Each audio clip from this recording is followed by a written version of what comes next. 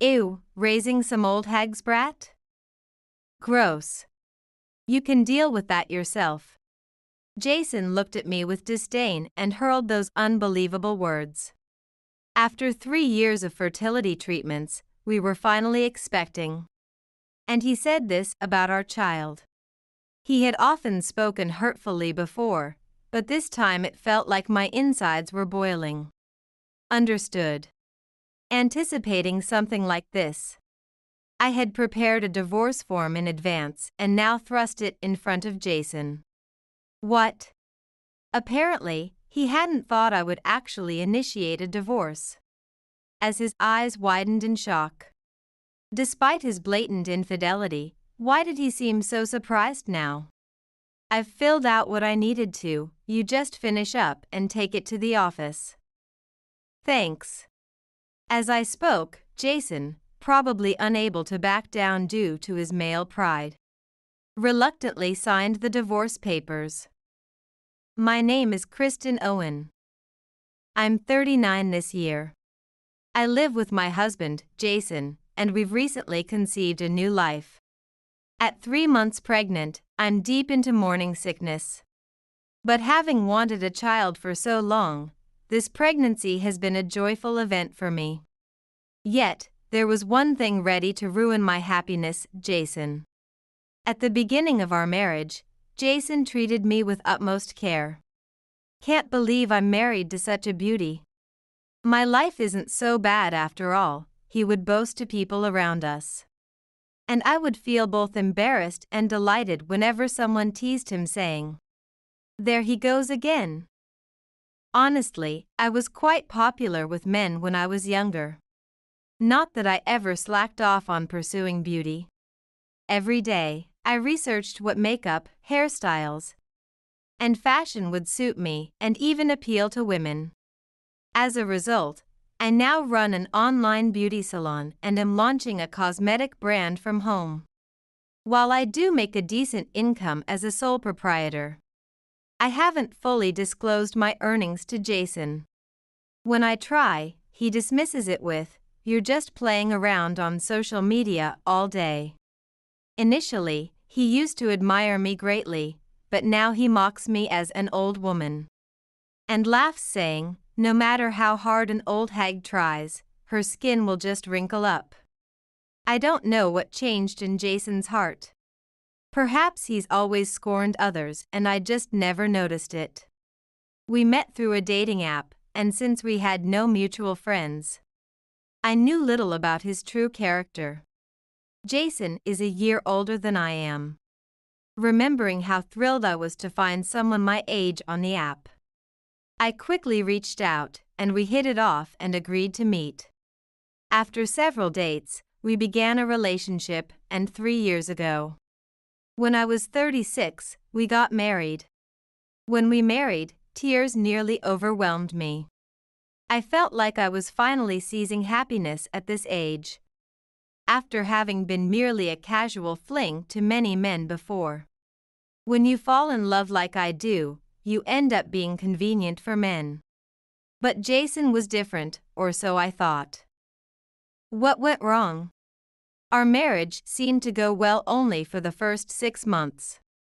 It turned out Jason wasn't new to marriage, he had been divorced twice. Though it seemed excessive, he looked so sad when he talked about his bad timing, that I figured it was just unfortunate circumstances. Jason praised my looks and felt proud to be married to me. He worked at a furniture factory and was always exhausted when he came home.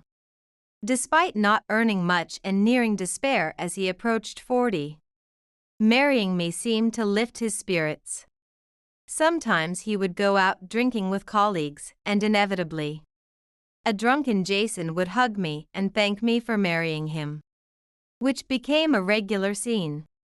Jason's colleagues watched his behavior with amusement during our early months of marriage, which were filled with a kind of wedding high.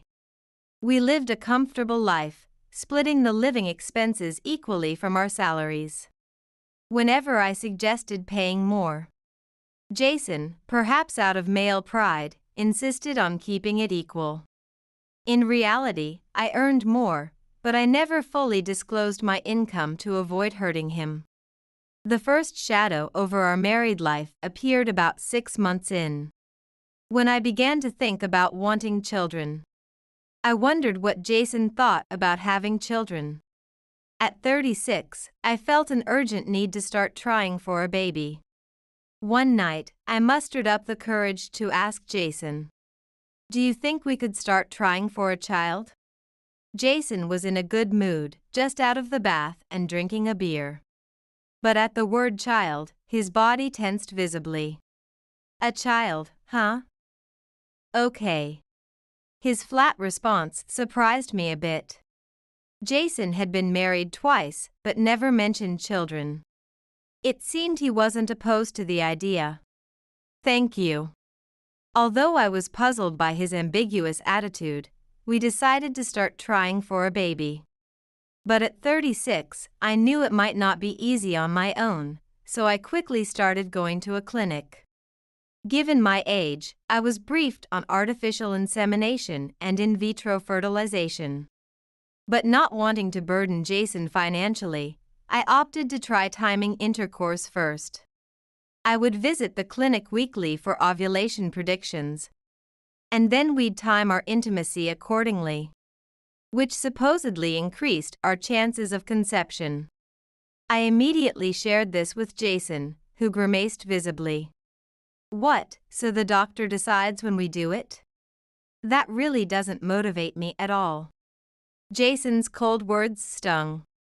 I was the one who wanted this, and while I could accept some forcefulness, it seemed timing intercourse was an unwelcome approach for Jason, who had only just begun to consider having children.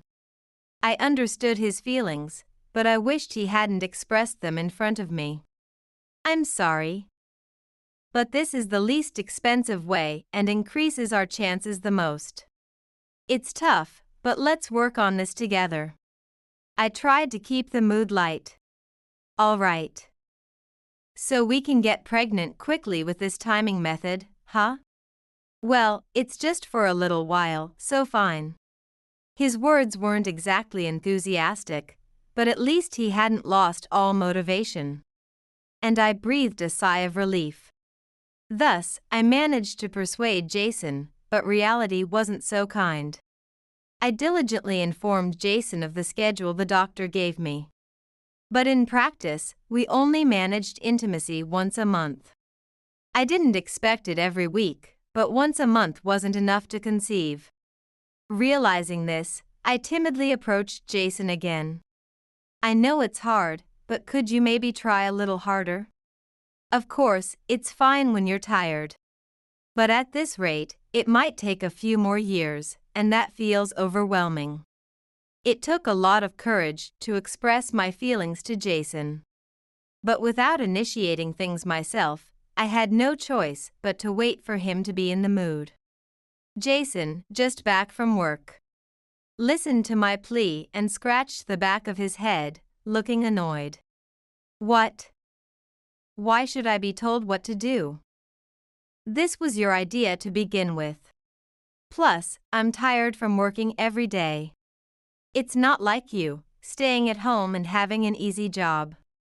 Don't order me around when you don't even earn much." His harsh words made me swallow hard. He had always been somewhat resistant to the idea of fertility treatments. But this was the first time he had reacted so violently.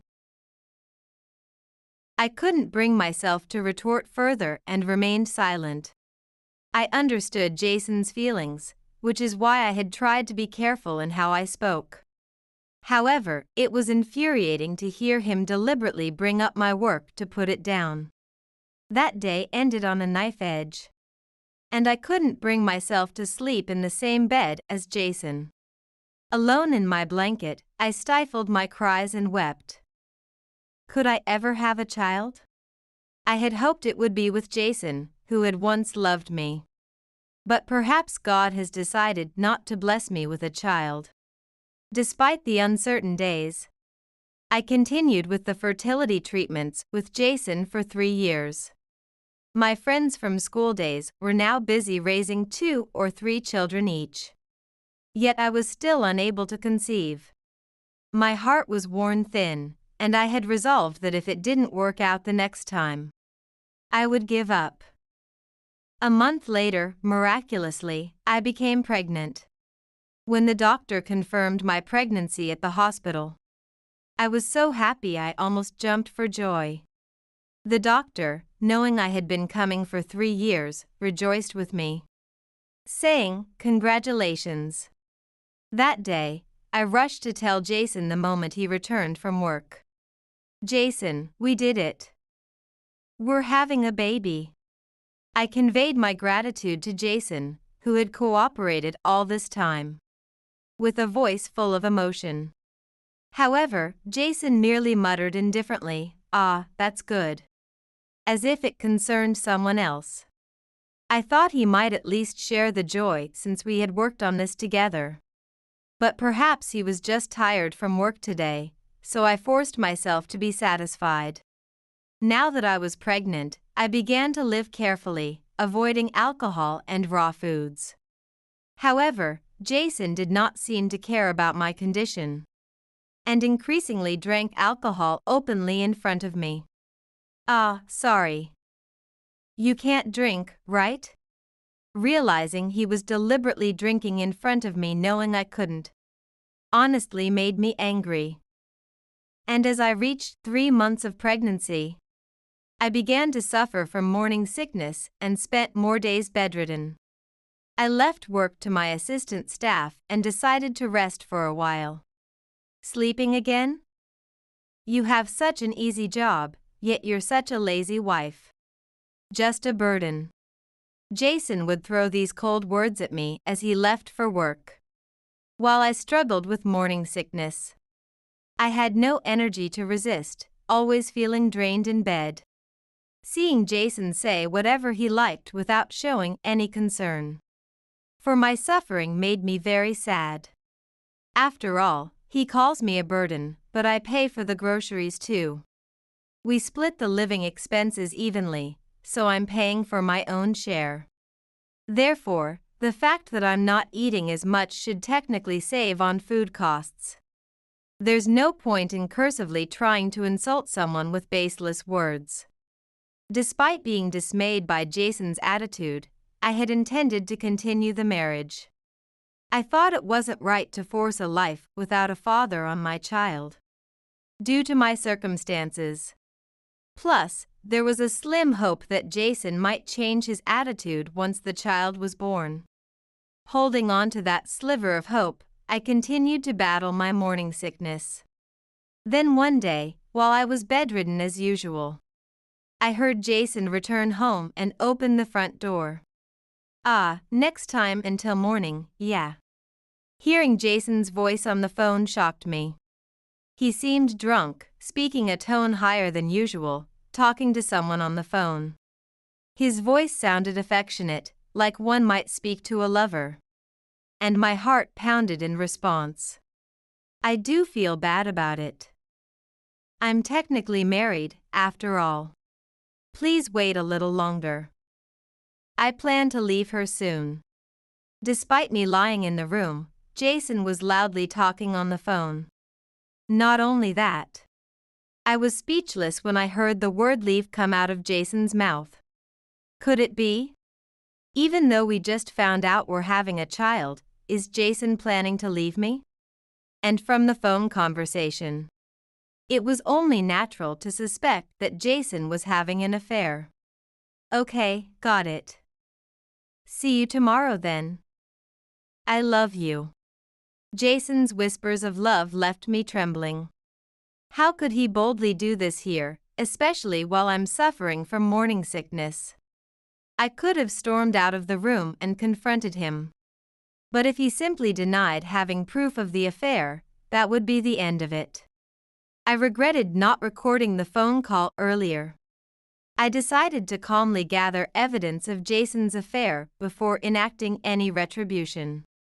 I will not be manipulated by you anymore. A month has passed since I started investigating Jason's affair. The investigation was going smoothly. I had gotten over my morning sickness and was able to work energetically as before.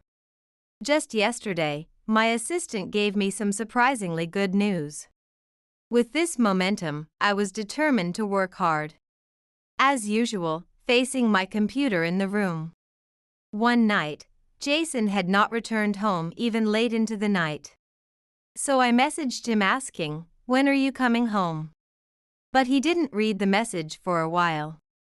Eventually, giving up on waiting, I decided to go to sleep first. But just then, the front door opened.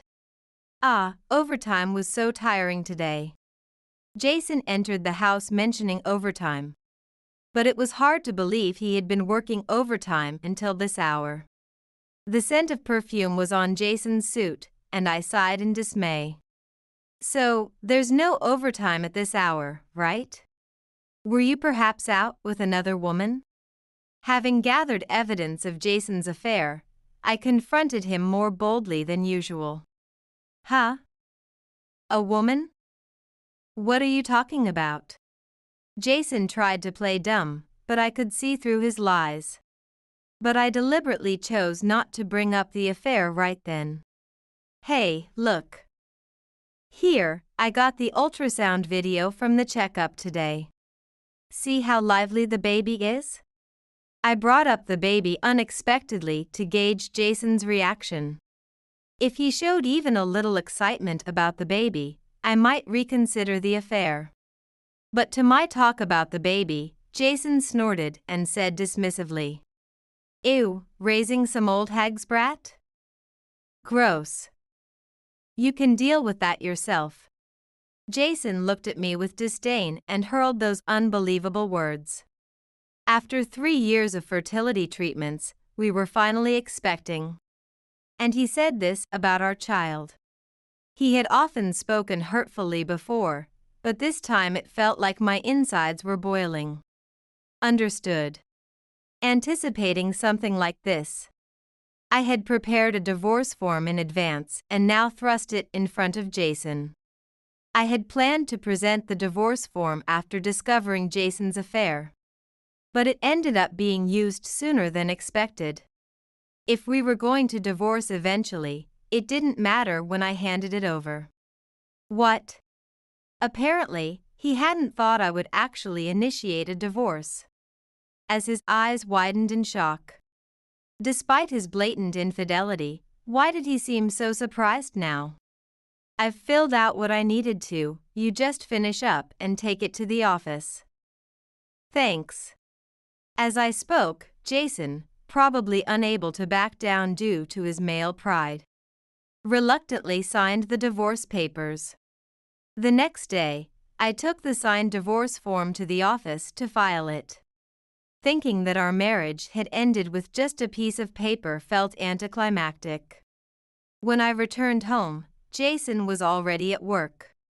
So I quickly began packing my belongings into a suitcase. Jason would undoubtedly say, "Get out of this house." Not wanting to engage in a futile argument, I decided to return to my parents' home immediately. I was lucky I could work with just my computer. However, since I was paying the mortgage on this house, I went to arrange for the mortgage payments to be deducted from Jason's account. After completing the procedures, I took a deep breath and boarded a train to the neighboring state where my parents lived. By the time I arrived at my parents' home, I was exhausted and could barely move when I sat down in my familiar room. "What's the matter, coming back so suddenly?" I showed up at my parents' home without notifying my mother. Seeing me like this, my mother naturally asked a question. Actually, I told my mother about everything that had happened with Jason.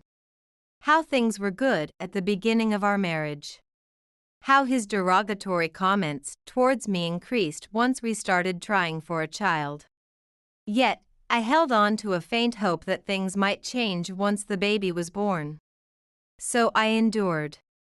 But recently, Jason's affair came to light, and I left him and the house. My mother, who thought my relationship with Jason had been going well, was shocked by the appalling truths I revealed. However, after I finished speaking, she said, I had no idea such things were happening. Kristen, you've had it tough. At the same time, she was visibly angry, despite her calm tone. I can't believe Jason would do such things. Well, yeah. It's also my fault for not standing up to him. But this time it was too much. It's better for the child if I divorce him rather than let them grow up with such a father. I shared my honest feelings with my mother. She agreed with me, saying, that's true. That day, I rested and ate my mother's comforting home-cooked meals. My father, who came home from work, was surprised to see me but greeted me warmly, welcome back. Touched by my parents' kindness, I was moved to tears, grateful I had left Jason's house.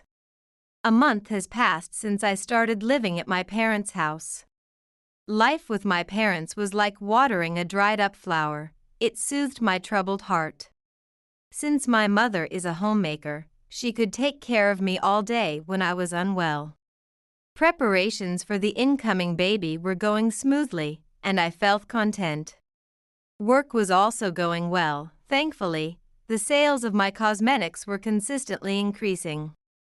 Although my assistant staff worked at the office, they sometimes visited my parents' house to discuss future strategies. Without Jason, unnecessary worries decreased. And I felt healthier both mentally and physically. I hope to continue riding this positive wave in both my work and personal life into my maternity leave. That's when it happened. While I was working in my room as usual, my smartphone rang. Assuming it was a work-related call, I checked the caller ID, expecting it to be a client or staff. But, unbelievably, the screen displayed Jason. Why is he calling me now? Is he going to say something nasty again? Unable to stop my suspicions about Jason, I decided to ignore the call. After a while, the ringing stopped, but 3 minutes later, Jason called again. Ignoring it wasn't helping, it just interrupted my work. Reluctantly, I touched the call button on my smartphone. Can you stop calling me repeatedly? It's interrupting my work and distracting me. Although that's how I started the conversation. Jason just arrogantly replied, finally answered, huh. What do you want? Jason's annoying behavior irked me. But I wanted to get off the phone as quickly as possible. I asked him rapidly. Kristen, what's going on with the house mortgage? Jason's voice echoed through the phone in a near frenzy. If he called after such a long time just to talk about the mortgage, I could explain and end this quickly. Since you and your affair partner are living in that house, it's only natural you pay the mortgage, right? Didn't you know I had been paying it? It's not that expensive, and you two can handle it if you combine your earnings. While married, I couldn't speak strongly to Jason. I was grateful that he took me in my late 30s. But now it's different. The snide remarks and his attitude during our fertility treatments still haunt me. Now that we're divorced, I can stand up to Jason. What? Wait, I can't pay the mortgage with my factory job. Well, then have your girlfriend pay for it. That's, Jason's voice faltered. As I listened, wondering what was going on, Jason blurted out a shocking truth. Emma changed completely the moment we got remarried. Plus, she was seeing another guy. And had accumulated a massive debt from loan sharks because of it. Then she ran off after making me her guarantor for her debts. From the start, I was just a decoy to saddle me with her debts. While she was involved with another man, damn it. I could hear the sound of him stomping in frustration. His anger palpable through the phone. Emma was presumably the woman Jason had an affair with. They had remarried after he and I divorced. And now she had tricked him into a one-sided debt, and he was now turning to me for help. Loan sharks meant exorbitant interest rates and severe collections. Although I thought Jason was foolish, I didn't feel the slightest pity for him. I've realized something. You're the only one for me. You're the only one who truly loved me, cooked for me, and took care of me. So, please, I'm begging you, marry me again. You're earning well with your job, right? I was wrong to belittle you for it. I won't say terrible things anymore. Wouldn't you and the baby be happier if you married me? At first, I thought he was merely begging to remarry me, but when he said, "You'd be happier if you married me," from a position of superiority, I felt indescribable irritation. Who would be happy marrying you? I retorted with a trembling voice, and Jason responded cluelessly, "Huh? So, it's you and the baby in your belly. Having a father around is better, right? Besides, no matter how much you earn, you can't raise a child without me, can you?" Despite pleading for us to remarry, I thought this man's inability to shed his pride was utterly foolish. If it's about money, unfortunately, you needn't worry. Actually, a beauty influencer joined the online beauty salon I run. They're very popular on social media, and the products they promote sell out in a day. Thanks to that, my customer base has probably tripled from when I lived with you. Every day, new members sign up, which I'm truly grateful for. Also, the cosmetics brand I launched is selling like crazy. Influencer? Online salon? I could imagine Jason tilting his head at these unfamiliar terms. I had told him about the online salon before but hadn't gone into detail. So it was natural that he didn't know. Yes. It's different from being a salaried worker. So you might not be able to imagine it. Just because I stay at home doesn't mean my job is easy. So, I can raise this child without your help. Oh, and about you having an affair, I could even claim compensation for the damage I got. I had a detective gather lots of evidence. So please give up. And I'll be expecting the child support monthly. As I said this in a deliberately cheerful voice, Jason seemed confused as if to say, "What are you talking about?" and repeated, "Compensation. Child support? Oh, surely you know about compensation and child support, right?" Yeah, I know. But why should I pay that? The one who should be paying compensation is Kristen. For stressing me out during our fertility treatments. Yes, compensation. Pay it now. Listening to Jason's nonsensical remarks, I felt nauseous. It's pathetic that a grown man misunderstands what compensation means. How could I have ever fallen for such a man? I wondered incredulously. Listen, you don't understand anything, do you? Compensation is something I receive because you cheated and exploited. Why do you think you're entitled to it? Don't you have any common sense? Child support is the same. This child is also yours, and since your infidelity is why they'll grow up without a father, it's only natural you pay child support. After all, I have to raise them. As I stated the facts in a much lower voice than usual, it seemed that Jason finally grasped the severity of the situation. And he stammered, seriously. "If you understand, then I'm hanging up. I'm busy, unlike you, who has nothing to do after being dumped by your woman." Thinking I didn't want to continue this fruitless conversation with Jason, I tried to hang up quickly. Wait. The conversation isn't over. I really messed up. I'm sorry. So please forgive me.